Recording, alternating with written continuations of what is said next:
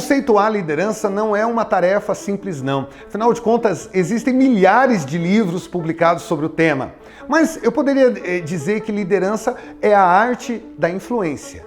Só que isso ainda não responde a pergunta de forma completa. Você precisa enxergar também que existem 3 grandes perspectivas ou dimensões da liderança. Quais são elas? A liderança de si mesmo, ou a autoliderança, a liderança de pessoas e a liderança do negócio. Quando nós vamos capacitar líderes, nós precisamos proporcionar a eles experiências nessas 3 dimensões. Trabalharmos essas competências que se complementam para que no final eles realmente sejam líderes de verdade. O que acontece muitas vezes? As pessoas são preparadas para lidarem com outras pessoas, com times de trabalho. Muitas vezes se focaliza muito o desenvolvimento de liderança na segunda perspectiva, que é a liderança de pessoas, a liderança do outro, e se acaba esquecendo que, às vezes, a grande dificuldade que esse líder tem é a liderança de si mesmo. Ele não consegue controlar, dominar a si mesmo, e isso respinga na liderança de pessoas, porque ele não dá um bom exemplo.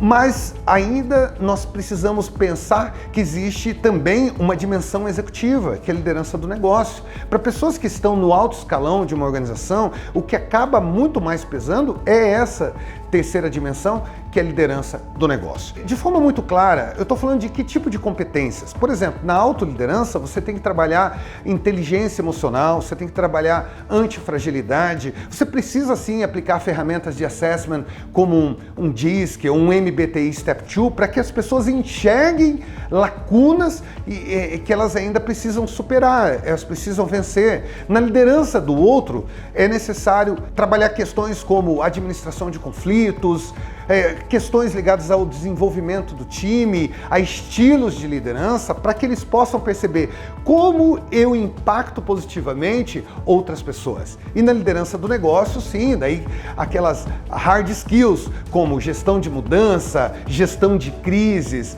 processo de tomada de decisão, tudo aquilo que não é tão simples, tão fácil, tão palatável, né? Quando você pega um livro meio complicado de liderança, pode saber que é um livro de liderança do negócio. E aí a grande dica que eu quero trazer nesse vídeo é a seguinte: você tem que contemplar essas 3 perspectivas no programa de desenvolvimento de líderes. Você não pode enfatizar uma em exagero. Apesar de lembrarmos o seguinte, com líderes de primeira viagem, comece a trabalhar a perspectiva da liderança de si mesmo. Com líderes do médio escalão, a média gerência, já enfatize mais a liderança do outro. E com líderes que estão no papel executivo, a liderança do negócio. Nos próximos vídeos eu vou explicar melhor como isso funciona.